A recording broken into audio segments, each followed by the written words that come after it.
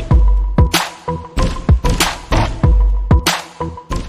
All right. What's up, Cowboy Nation, Cowboy Headquarters, and America's team? It's your boy, G, the number one Cowboy fan. Happy to come at you live, direct, and correct with some Mo news. That's right. I said Mo news, M-O news that you can use. And here we are on What's Up Wednesday. So what's going on, everybody? How's everybody doing today as we come to these folks live and direct? Before we get started, we got to give a big shout out to a special guest tonight. We're going to get on right on into this thing, man, and introduce and let him do his own introduction. We got a special visitor tonight in the house tonight, and he's a Cowboy fan himself. Mr. J Tuck, what's going on? Yeah, what's going on, fellas, man? Thanks for having me, man. I appreciate it, man. Linked up with my guy Chris and Armando here at the draft in Kansas City. It was like Wednesday, you got to come on the show. And I was like, yeah, I'll do it. And I forgot it's my son's birthday, but I'm here, man. Thanks for having me on. And like I said, what's up, Cowboys Nation? So it's your boy J Tuck. Some of you guys might not be familiar with me, but I do a lot of Cowboys content on my own channel at CFO Sports. Also on the radio here in Kansas City on W810 WHB ESP in Kansas City. Got to cover the draft, man. So it's been an eventful week, and I'm feeling relieved. I'm feeling relieved that the draft is finally over, and we can all calm down and focus on the players we got versus the players we were expecting to possibly get. So. For sure, man. For sure. So, yeah, we're going to get right on this thing. We got Cowboys Babe. She said hello. One of our faithful females that is a diehard Cowboy fan.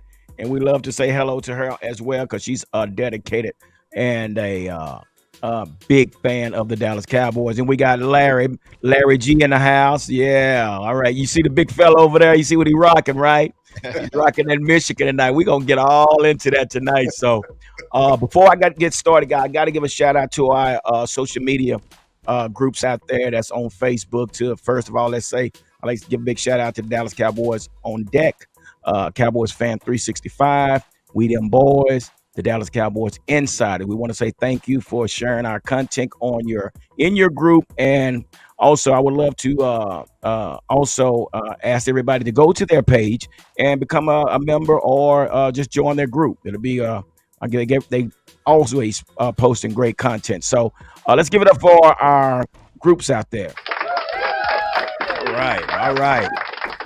All right. Let's start with the big fella. Big fella, you're looking good. You're feeling good. What's going on with you today? I don't look like a Dallas Cowboy, Cal. Say, man, first of all, man, you know what I do. I live the life of the 300-pounders up in here. So, in tribute to Big Maz, the 300-pounder draped up and dripped out today in Michigan. That's what we do. America's teams, you know what I'm saying? So, hey, I'm just representing the Michigan side today. That's what's up. Well, let's say what's up to the big fella. All right, and then below him, we got Allow Me to Butt In Sports.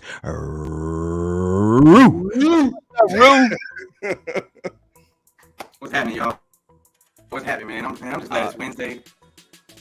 Glad the draft is done. It was unexpected in a lot of different ways, man. But the more I look into this thing, the more I get excited about it, and I just can't wait to talk. Yeah. Right, man, let's get in. Yeah, your mic is still going in and out, bro. Just unplug that bad boy, man. We can hear you. So, hey, well, yeah, again, we want to say thank you to all our subscribers and all those that follow this channel. We definitely appreciate everyone. We may not be big as J Tuck, but we almost at 1,000 subscribers. So, well, you think we got him on? Yeah, man. So, but let me say something about this small group, man. I'm telling you, these are some diehard, faithful subscribers, man. And I'm telling you what, man, they are phenomenal and for supporting us. So.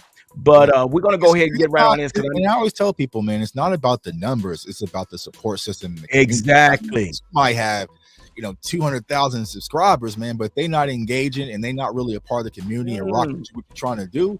It's really not important, man. So it's all about your tribe, man. So that's what it's all about. Man. And I can't thank the subscribers enough, man. the big fella and his participation. We got some other guys that's not on tonight, but we all got follows from TikTok, and they all come together, man. We come up under one roof and we talk about our Dallas Cowboys. So hey, man, let's get on into this, man, and let's talk. Let's do some talking real quick. Let's talk about. Well, first of all, Chris, give us a little bit about your experience up there in Kansas City, man. How was that? Well, man, it was great, man. The people of Kansas City, man, was wonderful. Jay Tuck lived there, man. I think I've had like 20 people come up to me and say, "Welcome to Kansas City." And I was like, okay, I thank you. It's just the hospitality of the people of Kansas City, man. This past weekend was awesome. Okay. The draft location itself, it was to look at, but if you wanted to mingle a lot, it wasn't that great because it was literally sitting on top of that damn mountain, So, the walking and everything, but other than that, man, it was great, man. Mingling with folks, man. Like I call the draft is a 32 team tailgate party, and that's what it was. We had a great time. Okay, great. Well, that's what's up, man. So since we on to it, man, and we know what just took place, let's go right into this, talking about this draft pick 2023. I'm gonna go over some the names real quick. If anybody hadn't had a chance to see, or who had a chance to pay attention to who we drafted. So basically, real quick, this is who we went over. This is who we picked.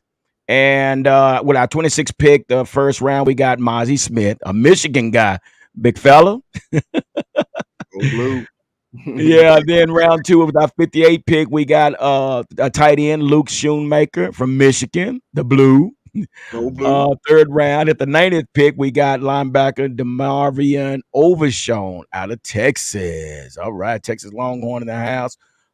Fourth round with the 129th pick, we got an edge rusher, Vilami Fajoko from San Jose State. Then in the fifth round at the 169th pick, we got offensive tackle Awesome Richards. Now they say he pronounced his name. I kept saying Asim, but they say he pronounced his name Awesome. So I don't know. From North Carolina. So welcome aboard. Also with the fifth round pick at the 178, we got a cornerback Eric Scott Jr. from New Mexico. Sixth round, the 212 pick, we got running back Deuce Vaughn, and what a great story that was. Yeah, we're gonna hear a lot of that, man. In seventh round, at the 244 pick, we got a wide receiver. Jalen Brooks out of South Carolina. So, guys, with that being said, starting with you, Jay Tuck, how did you feel about this draft, my man? Yeah, I was kind of conflicted. So day one, when the pick came in for Mozzie, I was relieved. That was a great, solid pick. And it really broke traditionally what the Cowboys do, because I know a lot of Cowboys fans, self-included, was like, we never go D tackle. We never go a big, nasty one tech on day one, right? We never spend that type of draft capital. So when the card was turned in for Mozzie, I was like, okay, that makes sense. Because I know there was a lot of talk about the tight end position, right? Whether it's going to be Dalton Kincaid. We saw the video released a few days ago when they were going back and forth about Matthew Burrajon, the tackle out of Syracuse, or going with Mozzie Smith, and they ultimately chose Mozzie. So Mozzie was a great pick. It definitely helps something that's immediate, which is stopping the interior, especially with the run game.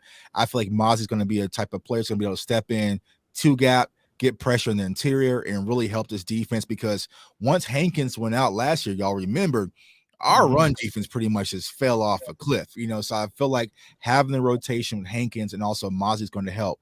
Now, day two came around, right? And so I was feeling good. I slept good after the Mozzie pick. And then for Luke Schoonmaker, the tight end, that's what I was kind of just like, okay, and I felt like that was the gut punch that kind of sent me to my knees. And it's not because, Luke is a bad player by any means. Like, I scouted Luke, phenomenal blocker. He has some upside as far as the passing game is concerned, but, and Chris will probably tell you, like, the production really wasn't there. He really wasn't involved at Michigan.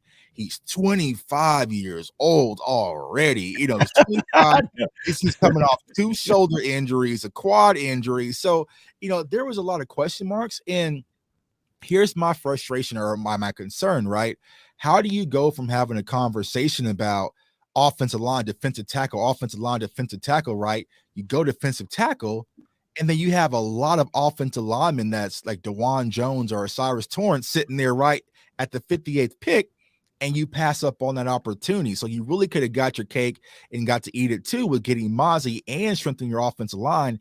And I just felt like the Cowboys just didn't take advantage. So now when we're looking at the Luke Schoonmaker pick, it's like, is he going to be tight end 1 over Jake Ferguson, or is it going to be a rotation of tight end 2? Is it tight end by committee?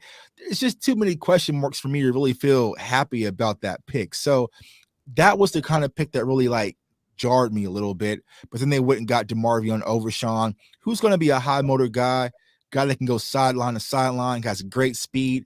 I think traditionally you'll probably see him more as a special teams guy, and he'll kind of work his way through rotation. So right. Overall, it's very meat and potatoes, Cowboys Nation, when it came to this draft. It's not flashy. It's not sexy. I doubt anyone rushed to the pro shop and bought a bunch of jerseys from this draft. When we're looking at the middle of the season, I feel like they're going to have a lot of quality guys that's going to be able to add depth to our team. Yeah. Well, I mean, we'll talk about it in just a second, but let's get to the big fella since he's rocking his LL Cool J chain. I mean, he got the fat boy on, and his Michigan. So let's talk about those first 2 picks. We'll do it that way, and we'll work our way down. So, big fella, what do you think about the first 2 picks? And how would you explain that one? I got to be completely honest.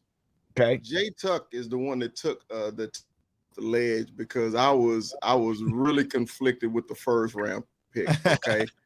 Y'all know I'm a huge Michigan fan. I love Michigan. I just thought Mozzie would be there in the second round to get him. Okay. Right. Because I was telling Jay Tuck in Kansas City, my mind was so ingrained on offensive line first. Mm-hmm. I couldn't see past offensive line. And when they drafted Mozzie, and I'm a Michigan fan, I was like, Mozzie? Why Mozzie? Because me seeing Mozzie play every down for the last 3 years, I know he's a run stopper. I know you can't run in that 1-2 gap. You can't do it because that's him. I mean, but in the NFL, you also want that person to also have some kind of pass rush or something like that. But again, they didn't want Mozzie to do that. They wanted their defensive end like Hutchinson and Ajabo. They wanted them to rush. They didn't want the rush to come up the middle. They wanted Mozzie just to break down, don't have any penetration in this hole, and that's what he did. Okay. Now with Shoemaker, he got hurt at the end of the year at Michigan. I thought he was a 3rd round pick. But when he came across, I said the Cowboys was determined to draft a tight end in this draft. And if it wasn't for whoever that was jumped in front of us, they were going to draft a tight end out of Utah. It's just the way. Now, after I looked what they were doing and talking to Jay Tuck, I realized what was going on. And what they were doing is they were like, I said on a couple shows back that we need to draft somebody to protect Leighton Vander Esch. That's what Mozzie is doing, because Mozzie is going to stop them guards and them centers to releasing to get the Leighton. And I'm always complaining about Leighton shedding tackles and making tackles. That helps. That helps him. You see what I'm saying? So I'm repping them for the big fellas around the world. Go Mozzie. All right, that's what's up. Let's give it up. He's honest. He's an honest guy. It is what it is. I understand, because I think you and I, Chris, we both was looking at for offensive lineman. I think we all was talking about offensive lineman. It kind of threw us all off. But we're going to get into that in just a second. So, hey, allow me to buddy in sports. Rue, I know you got something to say, brother. What's on your mind, man? What do you think about those first 2 picks? To be completely honest, man, there was a lot of different things that ran across my mind when it came to these picks. But the funny thing about it for me, let's take a look back at last season real quick, because all of us on this panel were determined that it was going to be O-line. It was going to be some sort of tight end. It was going to be some sort of offensive player that we saw. We didn't see an offensive tackle get drafted into the 5th round. Right. Couldn't believe it. Like I couldn't believe it to see Overshown get drafted where he was drafted at for the tight end that we took in the second round. I didn't expect that. They were obviously determined to get a tight end because they've been preaching and talking about it all camp. But this is really what I want to talk about with that first round pick. In every loss last season, we averaged 167 yards on the ground giving up. 167 yards a game. We lost on the ground on every losing effort that we played in. The Packers put up 207 yards rushing in that game when they beat us. Only threw for 200 yards passing. Okay. You telling me I held Aaron Rodgers to 200 yards and I lost the game? That's insanity. This was a Michael Parsons move. This was a hey, we need. Yeah, he campaigned. He campaigned. Right. We need somebody to create a matchup on these one-on-ones. Because if you look at the tape with Mozzie, man, I don't know. I watched all 22 with Ohio State and against Penn State when Bobby was at Michigan. They had to double him every play. You look at the first half of that Ohio State game; it was pretty ugly in the beginning, but it sure as hell turned around as the game went on. That kid's got strength, stamina, speed. It's really impressive what he's able to do with that kind of size. And they got themselves another freak. This feels like Tyler Smith to me all over again, just for the defense. He's like a freak. The way he can move up those stairs, the way you've seen him move that machine, like that machine that he moves like that they basically created for him because they had to add weight because it was too easy for him to do. That is like so underrated in terms of how hard that is to do. It's unreal. Now, obviously, we got to see all that translate. But look at the numbers. Just as a whole, all last season, we gave up. If you take out the Washington game, week 17, you don't want to count that game. We gave up 2,000 yards rushing last season. That's 125 yards a game that we gave up last season on the ground. They went and they strengthened their strength. Because for me, the defense is really the strength of this team. As bad as we were rushing, you really couldn't throw against us, though. And now we're matching that energy on the front end, the back end, and you're looking at what could be a very dangerous defense next season. With Overshown, I don't know if it's just a special teams move. I mean, he's a highly rated linebacker coming out of the Big 12, and he was our agent zero, man. He was the heart and soul of that defense, and he's a playmaker, and you're lining them up right, and that's why I expect him to come in for Anthony Barr.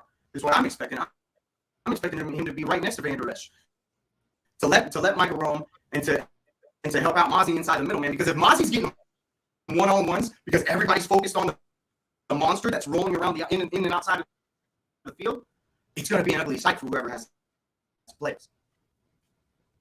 Okay. All right. So that's what's up. And so you feel it was a great move that we did, as far as picking him, like we did with the first pick. So, which hey, that's and we do need to have an individual in the middle to help out with Jonathan Hankins as well. And I think it'll be a great help as well. But we also. I'm sorry. Somebody say something. I was just gonna say the biggest thing for me is, man, they've proven to me time and time again that they know how to make decisions in the draft. They do it better than most. So I'm gonna trust their judgment when it comes down to what they're doing. I gotta look into it from a numbers aspect. This is about what happened last season on the ground. As great as we were as a defense, we let up some hellacious yards on the ground, man. And we took direct motives to stop that. We made the moves that we needed to do to create what we needed to stop the run. How many times a week were we on this show, even after a win? We gotta stop the run. Mm-hmm. We gotta stop the run every week. Win or loss, every week we were talking about, it ain't gonna look like this in the playoffs. We gotta stop the run. Yeah, and I think when Jonathan Hankins went down, that kind of hurt us as well. I mean, and that's probably why we needed the another run stopper, because we really don't know what we are going to get out of Jonathan Hankins, which I think he's a great addition to the team. I have to say he is. But to have both of them and then have the rotation with Osa and Gallimore, those guys in the middle as well. So you're going to keep some fresh legs on the field. Yeah, to pivot off what Rue was saying, like I feel like the formula that offenses found out last year versus the Cowboys was, I'm not going to drop back and pass and let Micah Parsons and these defensive ends come and get all this pressure or put the ball in harm's way for Trayvon Diggs. No, we're going to slow the game down. We're going to muddy things up and just run the ball and hope things kind of go in our favor. So I think Mozzie, alongside of Hankins, helps limit that. So now with our improved secondary, with Gilmore, you get Bland over the year, possibly a healthy Jordan Lewis back, and we know what Trayvon is. It's like, okay, now try to play that game with Mozzie. I think it's going to work in our defense's favor. So yeah, and I think personally also, I think that the organization was more, the priority was run stopping versus protecting Dak. I think the priority was the run stopping, because we saw that's where they went first with a defense, a run stopper, when we was thinking they was going to go with an offensive lineman. But I think they felt our priority needs to be stopping the run. And that's probably what we saw. The hard part was we could have did both, right? But we could have done both. That's right. But I feel like hearing the conversation, I feel like the Cowboys weirdly, and like I said, I feel like some of it's kind of cap, right? Because you can't be having a conversation about offensive line in the first round and ignore it all the way into the fifth, right? But I feel like they have enough depth at the offensive line position. Now, on paper, it sounds real cute. Like, okay, we're going to get Tyron Smith at left tackle, and you can put Tyler at left guard, and get Terrence Steele back healthy at right tackle. And it all sounds lovely until we all know what's going to happen with Tyron. He goes down. Then what? Do you leave Tyler Smith at left guard? Do you kick him out the left tackle? Are you going to plug in Josh Ball at left guard? You better not with no. So it's just like now you're right back in the same situation. Now, Lord forbid, what if Terrence Steele isn't fully healthy and ready to go at the start of the season? Then you got two holes at left tackle and right tackle. So I'm just like, that was just a head scratching moment. Like, we had all these conversations about Steve Avila, all these different guards and tackles, all these different options. We get to the second round. Here's a chance to really solidify that position. They say, you know what? We were going to get a guy yesterday, but since we didn't, we're cool. Like, Osiris was sitting right there. He was sitting right there. Buffalo got everyone that we should have got. They played right behind it. They picked up everyone we should have picked up. Right. But, I was watching how they, damn, Buffalo is just scooping everything we leave behind, But before we go any further, I got to get Mikey in. Mikey, what's up, Mikey? We got Mikey 520 in the house. What's going on, Mikey? We got a special guest in the house. Who's That's Jay Tuck, man. Jay Tuck is out of Kansas City, man. Nice big time to content creator, man. So real quick, we was really talking about the first two picks that we made. So and the question was, how do you feel about those two picks? Well, we did it live, so there was this heartening moment. Yeah. We did this live. It's recorded, and there was this moment of like Bobby Bell called this. They were calling this. Mozzie was an option, but he wasn't the fan want. We wanted, it's either you wanted the offensive lineman or you wanted the plethora of tight ends. Kincaid got taken away. Like I said, I fell in love with Michael Mayer's hair because it's stop it. On my team. No, the Ken doll. I was sold on the Ken doll. On the Ken doll, excuse me. But it kind of had last year's feel. We had a melancholy feel to it, but it had last year's feel in the way where Tyler Smith and we just had gripes and use words, Rue's word, gripes about his penalties, and we had all this penalty yardage and would it be good, but we didn't really trust our front office. And this year opposed to last year it took us a little bit with Tyler Smith. We had to see. We were from Missouri. We were show me about Tyler Smith. With Mozzie, he was Joe Fortinall's freak, number one freak of the whole damn draft. Michael Parsons doubling down. So we've warmed up more to Mozzie this year, opposed to the way we were with Tyler last year, I could say. And then our second round pick, Overshown, No, It's that talent. was second round pick was Schoonmaker. Luke Schoonmaker, the tight end. Shoemaker. Oh, school. So excuse me. That I think that pick. I'm sorry. Yeah, Shoemaker. Was more to appease us, and it was to appease us. But the kid could block. That kid could block. So if we're gonna do tight end by committee, and everybody's sure that Ferguson is gonna be who he's gonna be, and Hendershot showed flashes, this kid's gonna block. And I'm for that. It makes our offense complete. But like I said, we pancaked faster for Mozzie than we did Tyler Smith, and we gotta trust this front office. A lot of the picks that we didn't get that we wanted was a lot of what the hands we were dealt, except for the O lineman, the Buffalo took. Yeah, So yeah. we're happy. It made our strength our strength. I'm excited to see Mozzie and Hankins. You need two good DTs. What did you have in front of Ray Lewis? You had Saragusa and I forget. And Ray Lewis ran amok. That's all we need. Right. Like the O line, we need 5 for the O line. All we need is 2 for this monster that we got. Yeah. I don't know, man. It just, we was talking about Schoonmaker, and I think we all are on the same page about that. We have 5 tight ends now, guys. We have 5 tight ends. And I'm okay with that because I really think all this is still going to be a dress rehearsal for all these players that we brought in. It's going to be a dress rehearsal. I mean, it's the best man gets on the field. But with this tight end situation, I think we're going to probably see a lot of 12 personnel, 2 tight ends.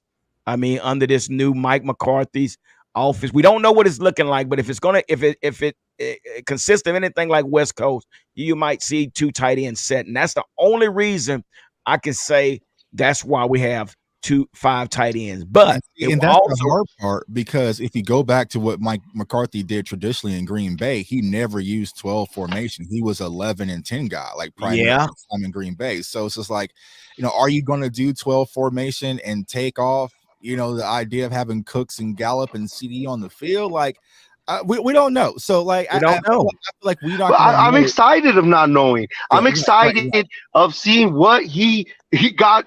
What he got hired for. He had the crutch of Brett Favre, the crutch of Aaron Rodgers.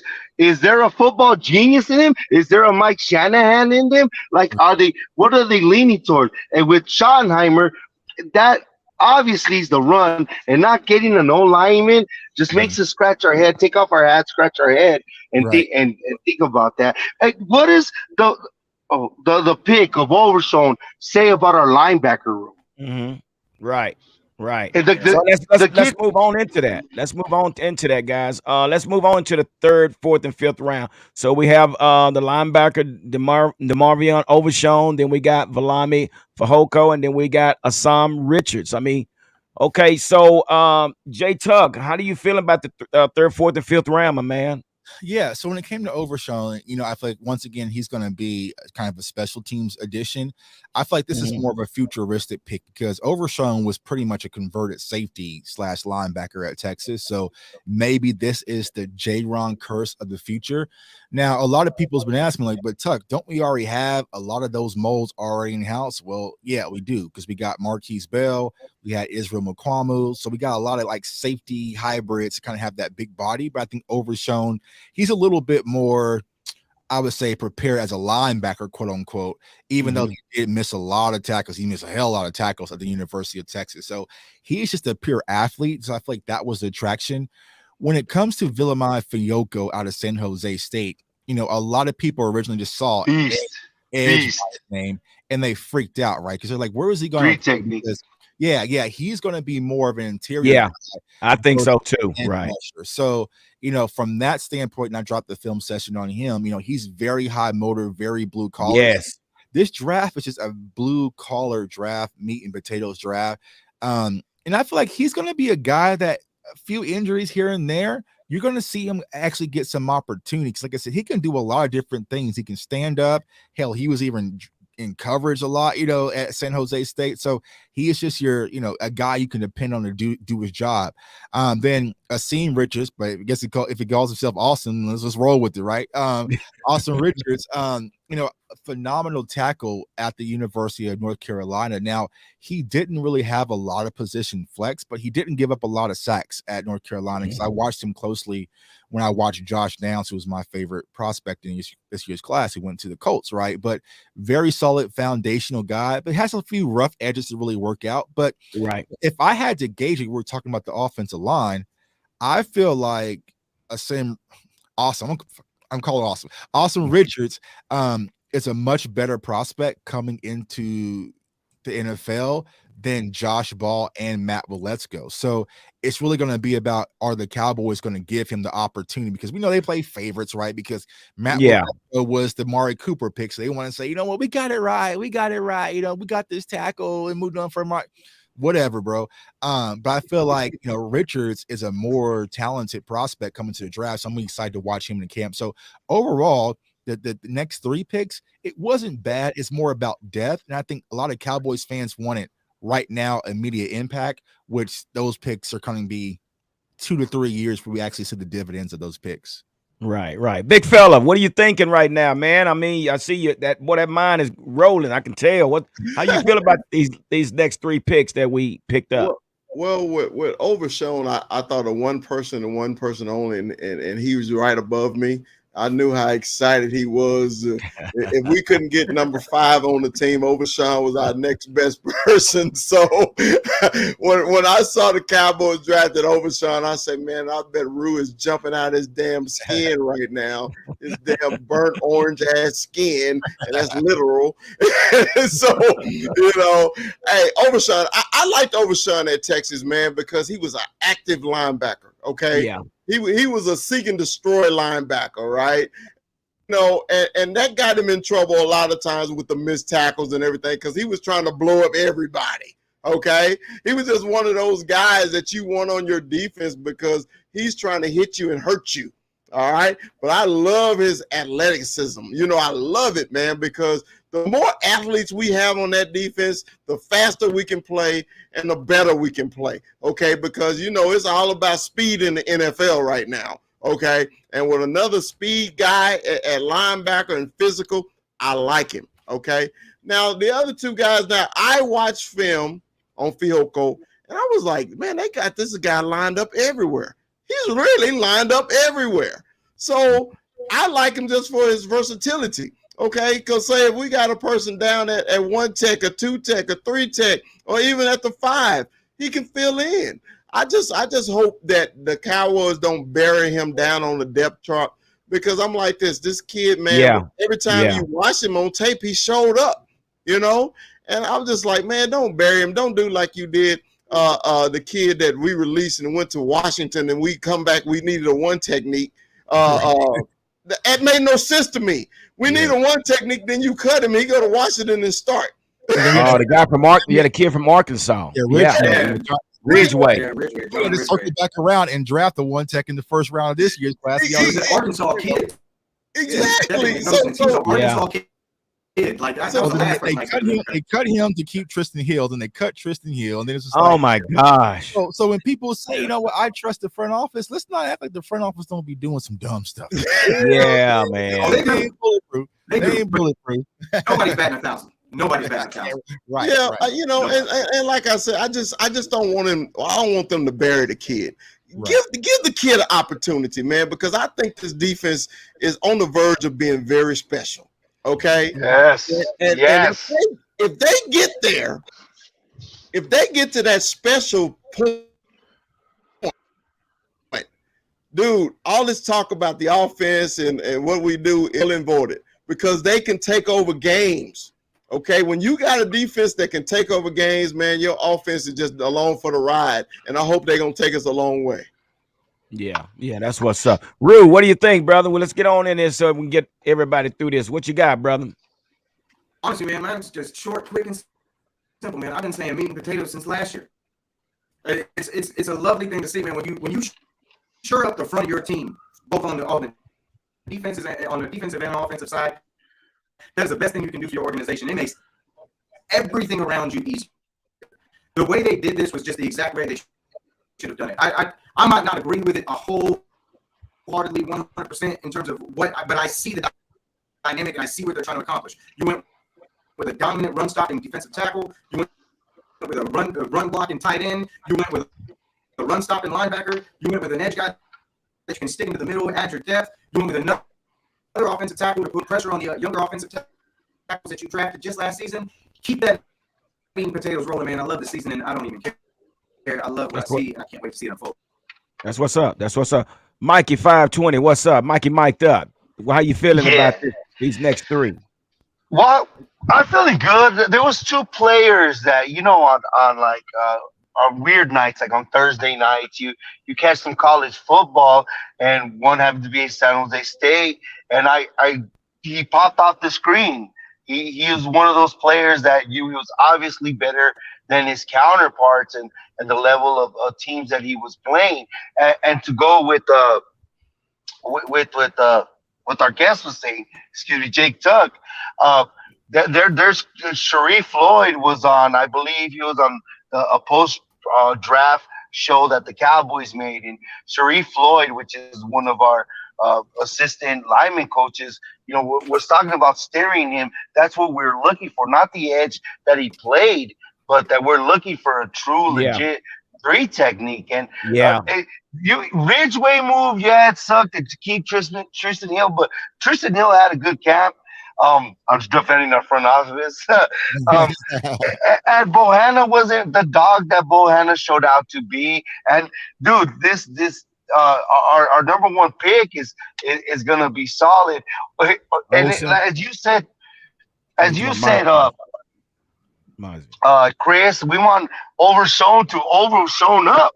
He's the DeMonte Casey of this, a guy that our defensive coordinator has had in his defense.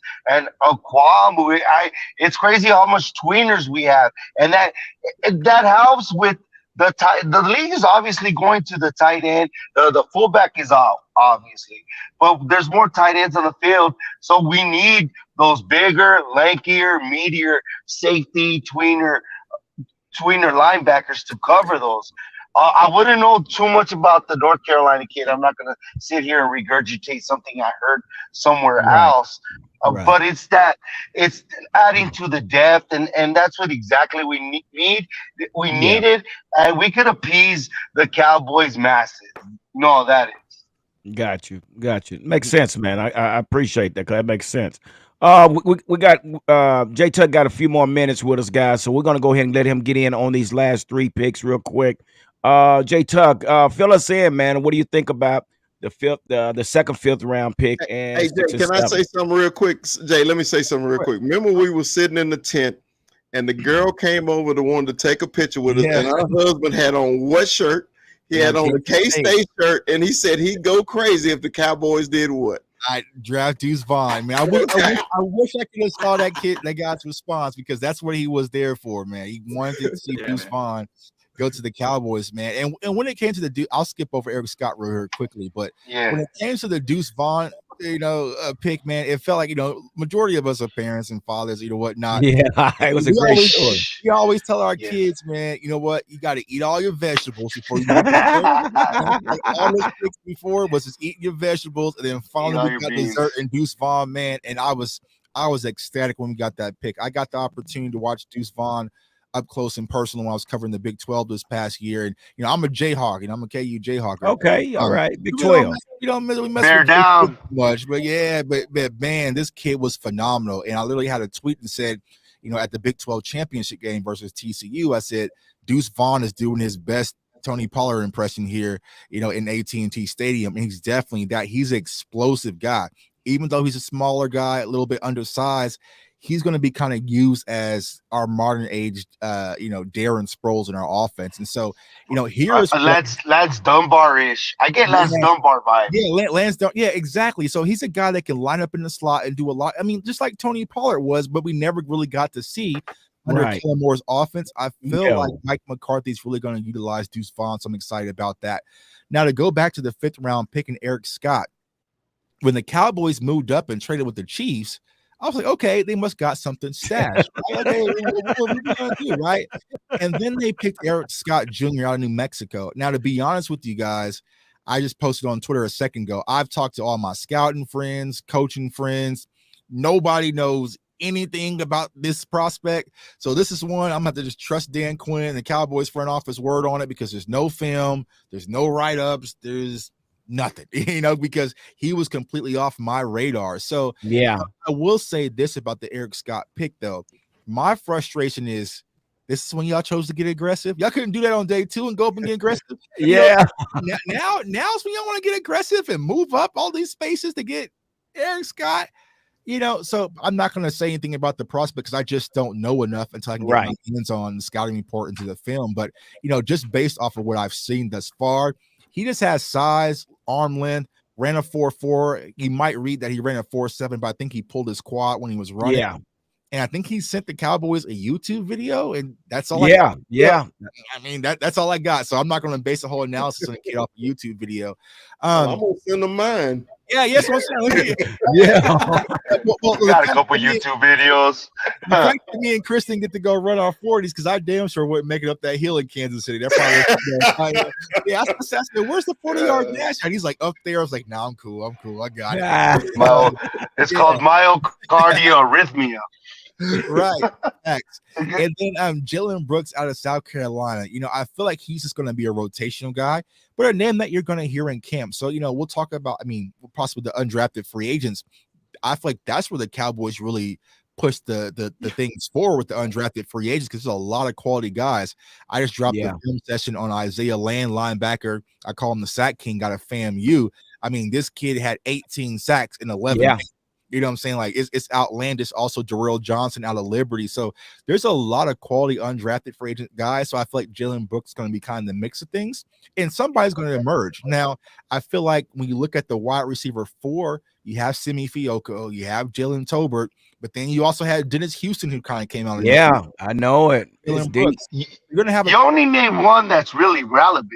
The other 2 are just right. One slow and one got too much tread. No tread on those tires after college. Yeah. So it's going to be open competition. So I really expect to, you might see a Jalen Brooks, but there's some undrafted free agent wide receivers that we might be looking at camp and saying he's coming to get that spot. But then you also got to consider, what's the Cowboys' outlook on Kevontae Turpin. So, overall, if you look at this draft, like I said, it's not sexy. I had it like at a C+ originally until the undrafted guys came in. That pushed it up to a B- for me.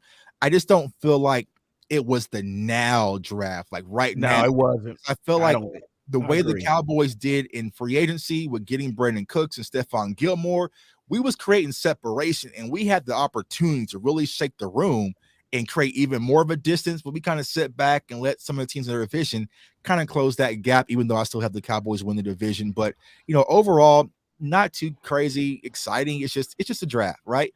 And, Mike McCarthy gave us sexy the first 2 years. These 2 years was kind of but that's the price of drafting late in some cases. So I'm not really, down on it like you might hear some Cowboys fans or some reporters. So yeah. But you gotta like what Mike McCarthy does with these young players. He's actually playing them, opposed to what we used to have, and we wouldn't see players like last year. Our rookies came through for us. Well, only reason though, because that was injuries, right? Because I tell people this. We remember Matt Walesko in camp was the left tackle. Yeah. He went down. Then Tyron Smith went down. I think it was before that Seattle game, which was like the last preseason game, I believe, if I can remember right. Then they were like, screw it, kid. You're playing left tackle by surprise. So it's like, a lot of the guys like Deron Bland and Sam Williams, like there was a lot of injuries that kind of happened to take place for us to even see some of these prospects. And I feel like with this class, it's going to be the same case where there's an additional layer from last year's class that's going to be in front. And then, so you might see some of these guys, later down the road, special teams guys. So, but overall, like I said, you need depth. It's 17 games. You need depth. And that's what I'm really excited about to see how all the pieces come together. And I feel like, it's going to be a lot of competition, when camp starts. So, that's it. That's my final word. That's what's up. With J Tuck, we know you guys spend time with your son, man. It's his birthday. Just let him know the Cowboy Huddle. Wish him the best and many more to come. And we just want to thank you, man, for coming through, man, and just taking our time to share your thoughts with us, man. And you're more than welcome to come on anytime. Whenever you see if that's what we do on Wednesdays. So just drop through, man, and Yeah. and spit some of your knowledge to us. Yeah, absolutely. And likewise, man, you guys can come on my channel every Monday night at 7 p.m. I do a live show where, anybody can jump on, fans, content creators, anyone, just jump on and talk football, especially right now during I call it the real off season, right? Yeah. Yes, There's gonna be a lot of clickbait stuff going on. Media's gonna get lazy, but I really love just talking to content creators and real passionate Cowboys fans and having good conversations. So, you guys feel free to jump on anytime, shoot me a text, link, whatever. Yeah, don't ask me twice. Yeah, So, yeah. We're real behaved right now. We're real behaved and mild mannered right now. I don't know what the hell's in the weather. I don't know if it's hot in Texas. I know it's hot in Arizona. I'm out for work. We're mild mannered as hell, Bubba. But I'll take we that. can get to the barbershop talk. We can. Yeah, we can. We'll come on by. Well, I'll let you guys know Monday night, like I said, Monday night, 7 p.m. at CFO Sports. Come on by, jump on the channel. Before you leave, let everybody know where they can find you. Again, yeah. You can find me at all social media platforms at jtuck151. My guy's been on me about TikTok. I've really been slacking on TikTok because the app was ticking me off. So literally, right? But you still find me on. They're making fun too much of that Bud Light or what? Nah, every time I would post something, it would just vanish. It would just vanish. And I was like, you know what? I ain't spending no time with this vanish. So jtuck151 across social media. My YouTube channel is CFO Sports. I do a lot of Cowboys content primarily. Did a lot of draft breakdowns. I'm still doing, film sessions on some of the undrafted guys. So some of the names you may not heard of, I'm doing film sessions on them. So I just did one on Isaiah Land out of FAMU, as I just mentioned. So come by so that way you guys can have a clear view of, what these prospects really do and what they can and can't do. We keep it real on my channel. I ain't going to sugarcoat you and be like, we got the Steelers draft and this guy's going to be the next Micah Parsons. No, we're going to take a look and see what he does well, but what he does bad and how he's going to fit. So I appreciate you, my guys, for having me on, and we'll definitely do it again. Facts, man. Thank you, J Tuck. Appreciate you, brother. Salute, brother. All right, we give it up for J Tuck. J Tuck being Georgia just in the house. Say that again. Said Georgia just entered the chat. Georgia's officially here. Who? Look at the comments. I am. Georgia's here. Georgia, come on now. I don't see Georgia. Georgia's here. Philadelphia. Oh, Georgia. really? Yeah. Okay, yeah. I just threw him up there. I just threw him up there. I thought you were saying Georgia. I'm like, Georgia. I am saying Georgia. Yeah, because they got all those Georgia players. That's what Georgia. Okay, yeah, my brother. That's Philly finest, man. We appreciate Philly finest, man. He's a good dude, man. What's going on, Philly finest? Hey, so let's get into this. Chris, what do you think about these last 3 picks, man? What's on your mind, brother? Man, I knew nothing about Eric Scott, like Jay Tuck was saying. I knew nothing about Jalen Brooks. Okay. And he played at a ACC school. No, SEC. South Carolina's in the SEC. I knew nothing about him. But I knew a lot about Deuce because, this being Big 12 country and then what he did against TCU in the championship game and what he did against Alabama in the Sugar Bowl game and what he did against TCU up before the championship game. Man, Deuce has always produced. I always liked the kid, man. And it's funny with us me being a Cowboy fan, had no clue his father worked for the Cowboys until I was in Kansas City. And man, we were literally sitting in the pavilion. We were sitting there having a few adult beverages. And this lady came up, she had on a Cowboys jersey. And she said, Can I come and hang out with y'all? We're like, yeah. She said, I don't want to hang out with my husband. He here strictly for one reason, trying to see where Deuce get drafted to. She say, it'll make my world a lot better if the Cowboys draft him. And I'm thinking to myself, man, the Cowboys ain't going to draft Deuce because they like the flashy, big running backs, people hit. But then when they drafted him, I got so excited. I was like, you can do so much with him. You could do much with him, and they think because he's small, he's not good. That's what makes him so good. That's what I've been trying to tell you, big fella, for the longest. Just because I'm small don't mean I ain't good. Ha! Let me get that. Yeah, I mean, you set yourself up for that one, bro. You Ru, set yourself up for that. Ru, What do you think? Should I attack him or let him go because we got a small guy on the team? I'm trying to decide. I'm Should, just saying think you set yourself up with I that one. think Go I ahead. think I think I should I think he's should I giving us too pounce much or just let information. him make it? I'm just it's his But show. I'm just gonna let him because make he it. was Anyway, small doesn't mean that he wasn't good. That's what you yeah, but it ain't got nothing to do with your small ass. Anyway, so what I was saying was Deuce, man, I just love the way he's just a football player. And I hate, man, when you get kids on the football field and they, oh man, he's too small to do this, man. Some of them small guys are the most electrifying players on the team, including Gary when he played Pop Warner, because they was all the same size then. Hey, I'm like, dude, you can't hit what you can't catch. Well, it's all good. It's all good. But yeah, so the question is, how many touches you think he will he be our Man, 1-2 I hope he get punch? I don't. I hope he get 10 a game at least. I hope he do. I mean, because man, you got to give playmakers the ball too, right? You got to You give do. man.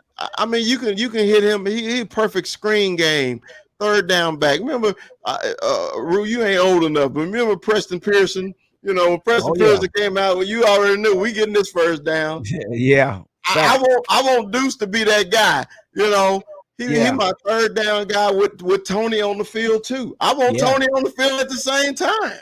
You Yeah. know, so Fact. we'll see what might come up with him, man. But I was really excited about the Deuce pick. Yeah, me too. Great story. I think that's my favorite pick in the whole draft, and I'm a Michigan guy.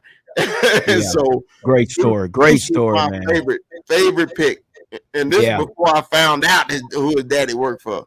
Yeah, facts. I mean, I think that brought all the excitement to the draft just to see Deuce. I mean, you can't deny a person when he has a potential of playing, and I gotta say, you can say what we want to, but Jerry is a family guy. He even got choked up when he wasn't expecting to get that emotional in the war room, but it Yeah. did. It was a Yeah. great story, and then he got choked up by it. But we can say what we want to say about Jerry, but Jerry is a family guy, and he felt the need that he said that they had Deuce on their board, so they found the opportunity to do it. So with that being said, Rue, what do you think? What do you think about these last 3 picks, brother? So my cousin went to K-State, so I'm always watching these K-State games because of him, and I always love when Texas beats K-State because that's just a game I just get to mush right in his face, because historically they give us a lot of trouble, and we've had a lot of trouble with K-State in the past. But I say that to say this: I saw this kid live when I went to Kansas, when I went to Manhattan, and I saw these guys play. And dude, I'm telling you right now, that kid is a special player. And they've had a small guy come out of that school before. Philly mentioned it. And I already knew Darren Sproles. He came from there too, and we already know what kind of dynamic he brought to the NFL. And honestly, man, when you have 2 guys like Tony Pollard and Deuce that can be as shifty as they can be, you can put them both on the field. You can put Deuce in the slot, and I'm with Chris, man. You can put him anywhere. There's so many different things you can use him for that I just feel like he's going to get the opportunity. I wasn't aware that his dad was one of our coaches too. I feel like my cousin told me that, but I like heard it and forgot it, and it's just like the story's amazing. The story's out. I mean, he's on the phone with his dad. Then next thing you know, he's calling him to to turn in his ticket, and it's just like that's just the coolest thing you can see. But his play on the field, man, if he's 4 inches taller, he's not even here. He's getting drafted way earlier than what you're seeing him get picked at right now. Just 4 inches taller, and I mean, yeah, he's a small guy, but the dynamic could be very well. When it comes to the other 2, I haven't seen anything. Deuce is probably the only player that I've watched like 3 or 4 games, on the TV, and like I've seen him live. It's one of those deals where he's the only guy I've actually seen. So we'll see. I mean, with corner, obviously we need the depth at corner because Gilmore, as great as he is, we're all still hoping that he stays healthy. And then of course with the receiver, I mean, it's a competition. Maybe we got some receivers that we got. It's just like the linebacker room if you think about it, the receiver and the linebacker room have a lot in common. There's a lot of bodies. Somebody got to come out of that pile. Somebody got to come out of the pit because there's a lot of guys. Jabril Cox, Bland. I mean, there's guys. I mean, not Bland. Damone Clark. There's guys that are in that room that are like, hey man, it's time to wake up. Same thing for the receivers. Sammy Fogo, Jalen Tolbert, like you had mentioned. These guys that you're filling up these rooms with, and the cornerback room's really the same. But behind Diggs and Gilmore, who do you have? You got obviously you got Bland in the nickel, but you have Kelvin Joseph. You got now you're adding the depth here, so it's all these moves make sense. Obviously, some of these older guys. But one thing I did want to talk about, because he brought up those undrafted free agents, and I really thought you guys would be more excited about this because I've never heard anybody talk about fullback more than any of you guys in this group. This fullback out of North Dakota State. Yeah, I did a video on him in TikTok. Right. I'm telling you, man, this could be interesting. Hunter Luke game. Very interested to see if I'm very interested to see if he makes the team. I'm very interested to see if he makes the team. And it's going to be one of those deals where it's like, man, it could be interesting because I'm historically, man, watching Mike McCarthy.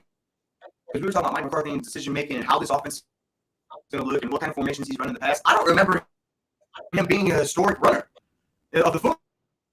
I don't remember him having big time running in his arsenal when he was calling plays at Green Bay. But when you have quarterbacks like Brett Favre and Aaron Rodgers, I mean, maybe your offense, leans more towards that pass. You got that diva on your offense. Maybe it's going to work a little bit different dynamic.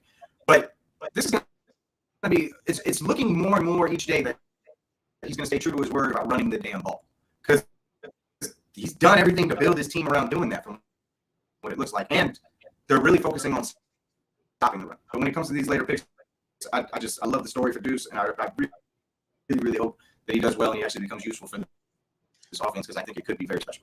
Man, I got a question for y'all, man. With the fullback out of South Dakota, do you? Okay, I'm hopeful that they get him on the field, man. I would love to see a fullback literally play in the game. It's such a lost art, man. But then when you saw the kid in South Dakota, they had him lined up a bunch of places too. He was at fullback, he was at tailback, he was at H-back, he was at tight end. I was like, okay, he's a jack of all trades. And when they got inside the five, who they get the ball to?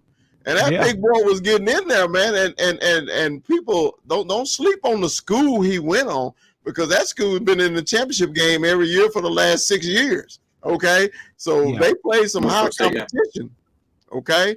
I like the kid a lot, man. I just hope the Cowboys put him on the field, man. I hate wasted talent, okay? So, to me, Mike McCarthy is telling me we grounded and pounding this year. It really looked like it to me. I mean, just the way it's setting up, right? We grounding and pounding. We going to punch people in the mouth, and I do love that part of it. I love big, tough offensive teams, and man, that's what the Niners have been doing for the last 6 years. Okay, and they're a West Coast team too, right? That's right. Offense, right? That's right. Absolutely. That's right. Well, that's you know what, and that's why I posted it on TikTok, because I watched this kid, man. I'm like, this kid, like you say, he's a jack of all trades. He can. I'm sure that his size. I think he's 6'3", 235, something like that. He's built. Yeah, he's built, and he's not shabby at all. I love him, man. And just to watch what he all does, that's not only as a blocker, but he's also a weapon as well. And if we're talking about the West Coast offense, we know that the West Coast offense uses a fullback. So I think there will be a competition there, because I know we got a receiver from Tennessee. They're saying he's a receiver / fullback too. And we got to remember, Mike McCarthy used Starks, which Starks was a receiver, and put him at running back. He did, didn't he? He doesn't care. He doesn't care who you are or what position you play, but if you fit the mold to play in his backfield, he's going to use you. So, we definitely would love to see this kid on the field, but also this kid from Tennessee. He was a receiver. He's a big boy, like 6'3", 6'4". He's about 230, 240. talking about Princeton Fant. Princeton Is that what you're Fant, talking about? yeah. Princeton Fant. Yeah, so he's The another tight a end. possibility. So, and the thing with Hunter, you get him cheap. Yeah. And I'm nothing against him, but you know, you can afford him. You can afford to have him on your team. You know, Right. and hopefully that be the case, man. I mean, I love Deuce, I love Tony, you know, and I just outside of those two, I don't know if I'm confident. I'm if one of those go down, do we have somebody in place that can, you know, pick up the pieces? I, I mean, how I do got y'all feel about that Malik and Rico Dottle and other guy Rojo? Yeah, I got one question before we go there for the both of you two. Okay. You know, Jay Tuck brought this up, and I was thinking it when he brought it up. Are we confident in Tyron this year? I mean, No, because no. the last 3 years, man, Tyron has been hurt. And the way the Cowboys are going right now, like Tyron is going to be 100%. He's going to play all 17 games. I don't believe that for 1 second. That's why, Gary, me and you were thinking the same thing. Why are we just now drafting the offensive lineman in the 5th round when you know we need offensive linemen? You know, we don't know if still going to be ready to go or healthy. You know what I mean? I was just really concerned and confused, you know, during the draft. But I just don't see Tyron, even if they switch his position to guard, or what, I don't see him playing 17 games. Yeah, and you know what? And you know, I say the same thing, Chris. And after I saw what we did in our draft, I had to go do some research, and I did a video on it about SB Nation, and basically they had the writers summary about the draft pick, and there was one on there. His name was David Moore. He mentioned something that made a lot of sense. He said, you know, he said it wasn't a pretty draft, but it was a successful draft. But what we're not considering is what we had to do. We brought in 1,000-yard receiver, Yeah, Brandon Cook. We had to give up draft picks. We brought in a Pro Bowler cornerback. We had to give up draft picks. right, We brought in a run stopper last year. We had to give up draft picks. right. So again, without doing what they should have done in the first and second round, anything after that was like, what are we doing? Which after the second round was what are we doing? But like he said, we have to consider what you have to consider those guys as part of the draft because you remember those 5th round draft we got. They were the bottom 5th round draft pick, Right, 6th right. round. All those picks was low. So you know, and then with the tight end, it was more like, oh, they're running out of tight ends. We got to get a tight end, you know. But like he said, we have to consider that who we brought in, the 1,000-yard receiver, the Pro Bowl cornerback, and the run stopper, but we had to give up picks for them. So with what we drafted is that fit our scheme for what we had at that pick. So you know, and then it makes sense. It did make sense because I never thought of it like that, of Yeah. the picks we had to give away in order to get those individuals on the team. But again, I still say I think Dallas' priority was run stop versus protecting Dak. Because I Right. agree with you. I don't think Tyron Smith is at the point to where he can stay healthy. And basically, they have come to agreement that we're going to go with what we got. Right. Well, you know, well, let's go. I don't know. We don't know about him. Fernock is a backup center. We don't know about him. Who else? You got to remember, Zach Martin is up there in age. So we're going to go with what we have out there at the base. That's what they're saying. And we'll see what happens.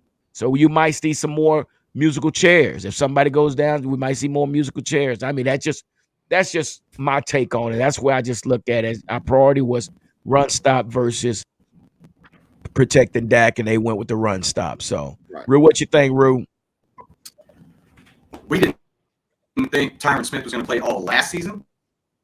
I have zero expectation that he will play all this season. We do have to remember they did pick up Chuma Edoga. So we did pick up a offensive lineman in free agency. So Yeah, it's not Josh yeah, Ball that's going to be Adoga. playing left guard. Edoga, yeah, it's not gonna be Josh Ball or any of those guys. It'll probably be Edoga. So for what you're looking at, so as we sit here today, what are we looking at? We're looking at Tyler Smith on the left tackle, Tyron Smith at left guard, Tyler Biadasz at center. You're looking at Zach Martin at right tackle, and Terrence Steele, God if he's healthy, which it looks like he will be for week 1 at right tackle, which I love that O-line. I'm not mad at that O-line. I think it works. I think it'll fit. And I think you can rotate out Tyron Smith with guys like Idoga, with guys like Farniak that you've drafted. And let's not forget about Willetsko and some of those other young guys that he mentioned. Not to mention that the guy you drafted this season in the 5th round. For what we gave up to get those players, though, we gave up for Brandon Cooks, we gave up a 5th round conservatory pick. For Stephon Gilmore, I think it was the same thing. For Hankins, didn't we pick him up off the street? Like he's on a 1-year veteran minimum kind of deal. So some of these guys are on their way in and out. Some of these guys that we just brought in, I feel like we didn't have to give up a ton to get them. But I get what you're saying. If you're going to move up, you got to give up something, right? So ultimately, for what we're looking at, I have faith that these offensive linemen can get it together. And my biggest thing is, right, like we're all shocked that they didn't take one. But when they do, they rarely ever miss, especially when it's a first-round lineman. So for me, outside looking in, the biggest takeaway I see is they didn't see the offensive lineman that they wanted. They didn't see Tyler Smith, I don't know. Travis Frederick, Zach Morton. Oh. Maybe they didn't. We're not in the room. They didn't see that guy. Well, yeah, they didn't. They thought for who they picked up and what they got, it was better to get these guys. When we pick an offensive lineman, that guy tends to stay around. The only one that didn't because of injury was Travis Frederick. But if you look at it, back when we drafted Tyron Smith, we went linemen like we drafted all those guys like within a year of each other, within a couple years of each other. It literally went Tyron, Travis, Zach Morton, and then you had everybody else come up later. You got super lucky with Terrence Steele. We got him in the 7th round. He was either 7th round or undrafted. I can't remember. But for what we're looking at, I don't hate what I have, and I think that it'll last for what I need it to last for. I have zero expectation Tyron Smith will last the entire season. I might not need him to if some of these other guys kind of pull into the fold and do what they do in terms of the success they've had at offensive linemen. The Cowboys have done well at the offensive line position. We've had a good offensive line for a good while now. Like it's been like before, it was a problem. Like pre-Dak Prescott, the offensive line was a big issue for this team. I feel like it has expanded. It has gotten much better from what we've seen. And they're starting to kind of develop it again. But maybe they just didn't see their guy. Maybe they just didn't see that guy that's going to – and we keep talking about how old Zach Martin is. Zach Martin's still one of the best guards in this league. As old as he may be, as many years as he has on him, he's still playing season after season, and he's still one of the best in the league. So I'll take that all day, every day, twice on Tuesday. That's what's up. That's what's up, man. So, well, and like I say, the draft has been done. This is what we got. So now we just have to sit back. We have to sit back and see what it looks like in OTAs. OTAs is here. It's coming up. And we got to see what goes on June 1st, because we still, the jury's still out on Zeke. We don't know. It's just something we have to it's possibility. And then again, like I say, Tony Pollard is our guy. That's our guy. And we got to roll with that. If Zeke comes back, he does. But Tony Pollard is our guy. We have to move forward with Tony Pollard. So that's where we are. So, hey, I want to give a big I want to do this real quick. What's coming up this weekend? Chris and myself, we're going to probably be there this weekend. Jazzy Shark Cigar Lounge.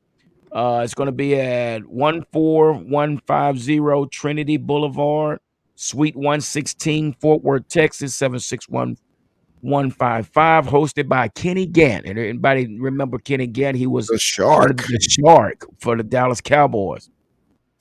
This is going to be Saturday, May 6, 2023. This is here in Fort Worth. Food, music, fun, starting at 4 p.m. to 10 p.m. Yeah.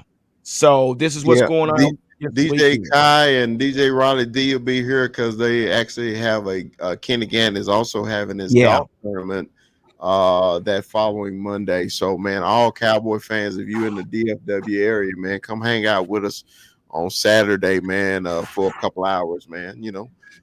Let me see if I can put we that. serve. Let's see if I can't put that in here real quick. But so guys, what's your last take on this, man?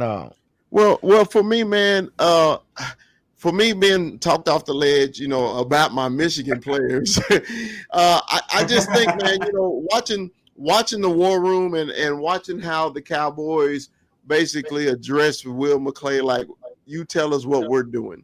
So only thing I can say, man, is we just got to trust in Will McClay, our scout man, and if he thinks that's what we need, that's what we need, and let's rock and roll. Hey, only thing we can do now is see him on the field. So to me, you can't judge the draft until the end of a season anyway. So let's see what they do. Go Mozzie, go Blue. That's what's up. So what do you got? What do you got there, Rue? What's your final thought, bro? My final thought is we went into that draft trusting everything that came out of Dan Quinn's mouth. I think I'm going to keep on keeping on with that, and I'm going to trust the process, as they say in Philadelphia. But honestly, man, I really think that they addressed some key needs that this team really did need to address. I mean, we gave up 125 yards a game on the run last season. We gave up over 160 in losses. Like, it's not a formula of Super Bowl winning championship game, football. And the NFC is so wide open that it's like, we have to do this, man. Like, this is it. We literally have arguably the best or the second best or the third best quarterback in the NFC. There's no reason that it can't happen this year. It's wide open. The door's open. Everybody screwed up. Nobody went in, jumped after Lamar Jackson. Like, this is it. Like, this is the biggest chance you have to take this team as a whole and get to that next level and let's get past the divisional round, for the love of God. Damn, Rue, how in the heck in the last part of the damn show your mic comes in clear? I was just about to say that. How in the world? He's crystal clear now. Are you serious, bro? Yes, bro. That was just what Felicia just said. Felicia just said, where she say right here. Oh my God, dude. Yeah, I don't know what happened, bro. I'm telling you, I literally did something with Cowboys beat the other day. I had no issues. Sound came in perfectly clear with my mic. You're clear now. Good. And now I'm clear. Crystal clear. Yeah, man. That's where it is sometime, man. But hey. Hour and 12 minutes. I got 2 of those crystal clear. Is that what you're telling me? That's how I roll, man. That's how I roll, bro. It is, man. Technical difficulty. Y'all just don't understand what we have to do behind the scenes to bring this to you live, direct, and correct. It's so much that goes into this. But man, we want to say big shout out to Jay Tuck, man. I mean, that's my first time meeting him, man. But it was definitely a pleasure meeting him. I look forward to doing more content with him, and hopefully he'll come on and we'll get on his show a few times, guys. But it was great to have him on, man. I really appreciate it. Y'all following too on YouTube is CFO Sports. Okay. The guy lives in Kansas City and he got more insiders than the people that live here. Okay. I've been following him for a while, man. And then when I this is my third time meeting him. But when we was in Kansas City, I was just like, look, man, you got to come on and bless us. So, man, all the Cowboy Huddle, man, y'all jump on J Tuck channel too, okay? Yeah, but don't forget to come back home now. Yeah, you got to come home. You got to come home.